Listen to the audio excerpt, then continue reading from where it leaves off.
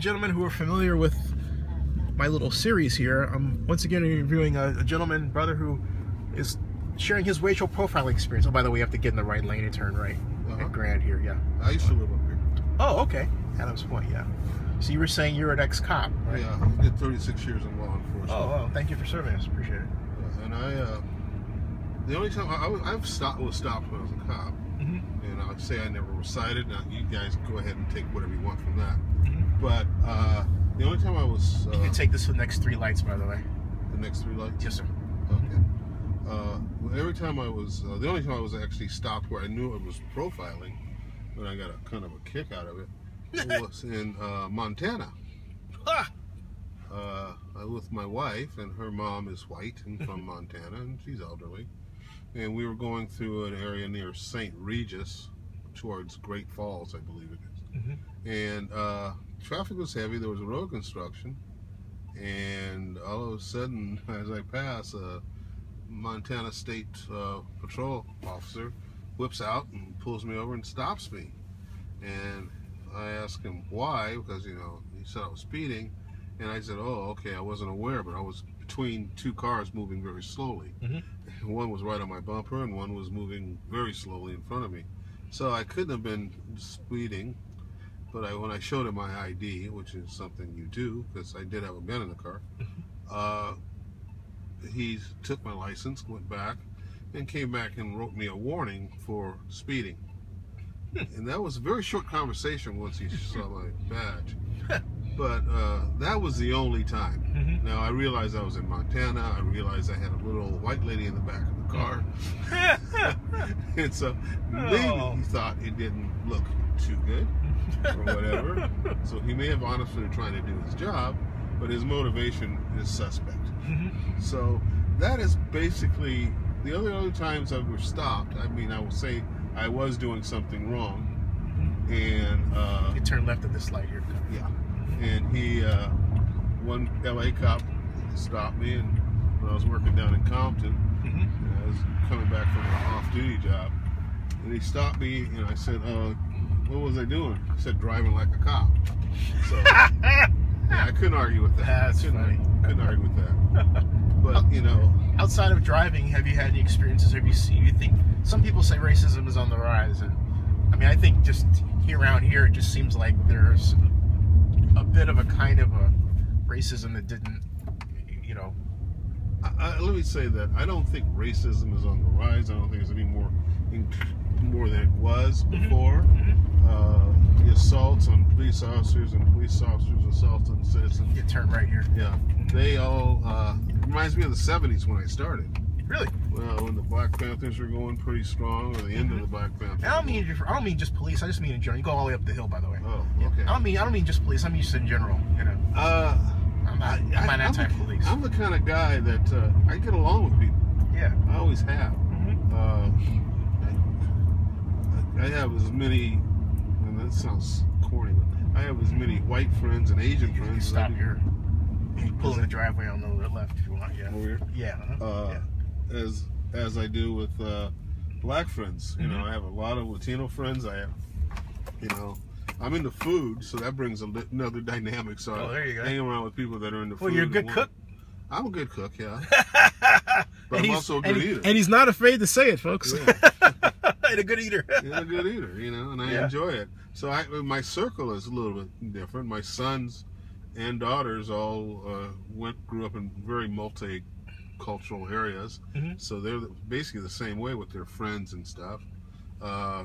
And my oldest daughter is marrying a white guy back in D.C., and he's a hell of a nice guy.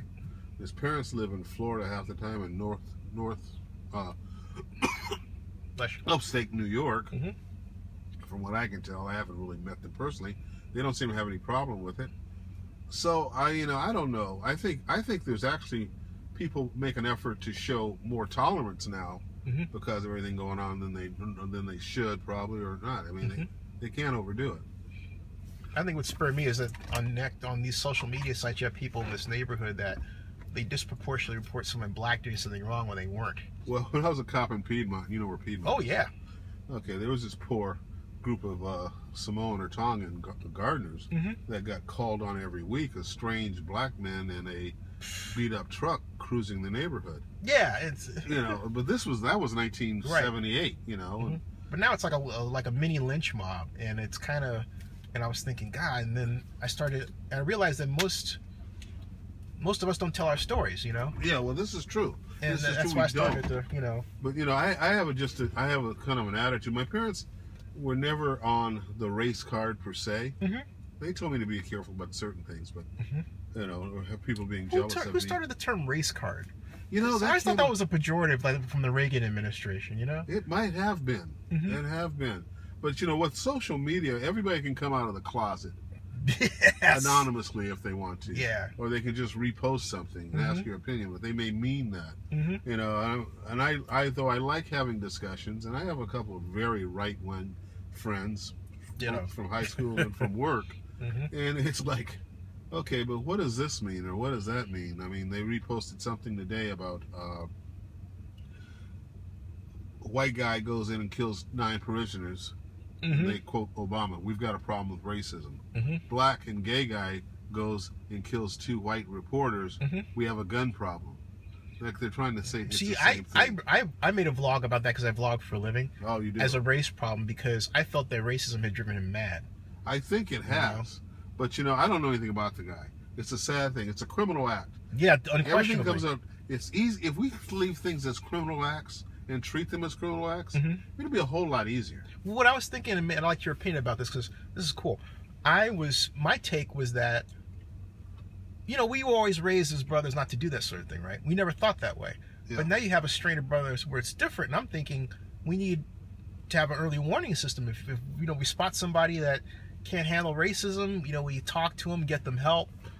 You know, we've tried to put early warning systems in place in law enforcement. It hasn't really worked. Interesting. I didn't know that. You can talk to Ron Davis. He's a ex-chief. Yeah. He's trying to get us to put one together. Huh. I don't think I was the person for the job, but it's very intense. What does it entail? I'm curious. Well, you start looking at number of complaints a person's getting.